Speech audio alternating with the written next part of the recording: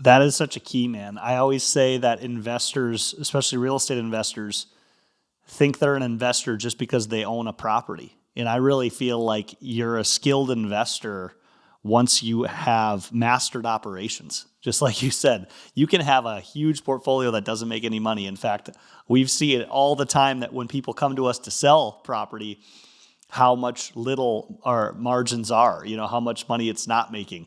And I see so many investors find properties that are not making money and they put their investor hat on because they want to wear that operations hat. They want to hone in on some of these systems you're talking about, and they can drastically change the picture of a portfolio or a property. And that's what you're talking about here, right, John? Yeah, I mean the difference is in the details, right? So, there's not hefty margins on real estate if you're playing the long game, right? Like an extra 5 or 10% could be what you consume at the end of the year. So like it matters so much into the performance of these properties, these assets, and how you manage them matters so much in terms of what you actually net at the end of the day. But also preventing things from spiraling out of control. I think we're going to see a big block of assets that are going to come to market because there's the entry, the cost of entry is actually relatively low in this industry relative to the output that can be created. And I think there's been a lot of people, unfortunately, that have gotten into this business when times were great, everything was going great. But now with interest rates and inflation, the macroeconomic conditions that we're all experiencing, it's going to be really telling to see who's great and who's not during the dark times. And I think that unfortunately, we're going to see a lot of people, lose their tails because they got into something without really having the knowledge, the intellect to be able to run that type of asset.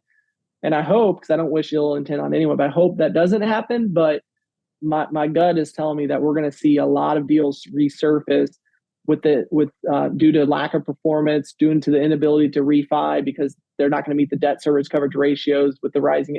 There's just going to be a lot of things that are going to happen, I think, over the next 2 to 3 years. But here's always a silver lining for the folks that are really taking this seriously and are getting it up to speed and are partnered with the right people like myself.